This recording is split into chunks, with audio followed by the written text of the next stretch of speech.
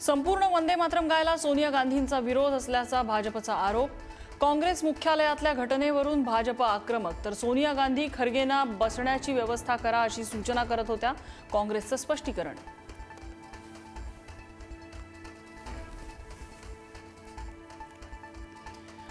बंदुका घेऊन दशकभरापासून भारताला त्रास देणारा नक्षलवाद संपला।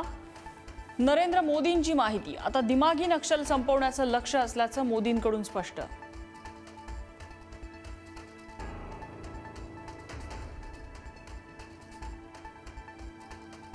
महिला आरक्षण विधेयक मंजूर करून घेण्यासाठी पंतप्रधान मोदींचं विरोधी पक्षांना आवाहन, तर विधेयक 2023 लाच एकमताने मंजूर झालं, अद्याप अंमलबजावणी का नाही? सुप्रिया सुळे आणि संजय राऊतांचा प्रश्न।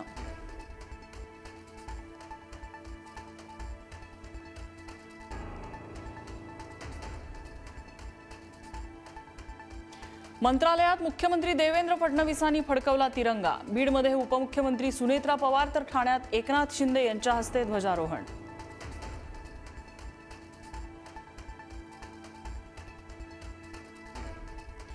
मिलिंद नार्वेकर यांची महायुतीच्या नेत्यांची जवळीक वाढल्याची चर्चा। मंत्रालयातल्या ध्वजारोहण कार्यक्रमाला नार्वेकरांची हजेरी।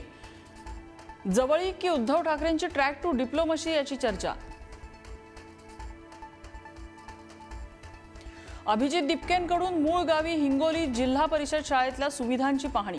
विद्यार्थ्यांना बसायला बेंच नाहीत, खिडक्या तुटलेल्या, पाण्याची सोय नाही, विद्यार्थ्यांच्या तक्रारी, सुविधांच्या अवस्थेवर दिपकेंचा सवाल।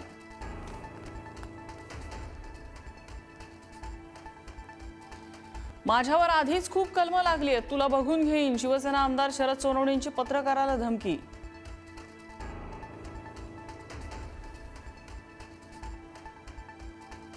भिडे गुरुजींची स्वातंत्र्य दिनानिमित्त हिंदवी स्वराज्य पदयात्रा। राष्ट्रध्वजाचा अवमान कसा खपवून घेतला जाऊ शकतो? सावंतांचा प्रश्न, तर भिडे गुरुजींच्या सांगण्यावरूनच पदयात्रा काढल्याची धारकऱ्यांची माहिती।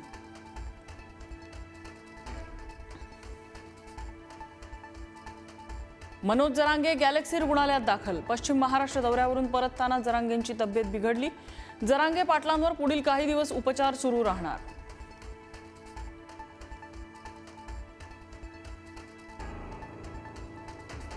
मोहालीत कैद्यांच्या सुटकेसाठी आंदोलक आणि पोलीस यांच्यामध्ये राडा। कायदा सुव्यवस्था राखण्यासाठी प्रशासनाकडून अश्रुधूर आणि पाण्याचा मारा।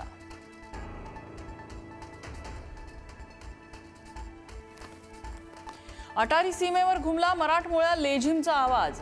शारीरिक कवायती आणि मल्लखांबाचंही प्रशिक्षण।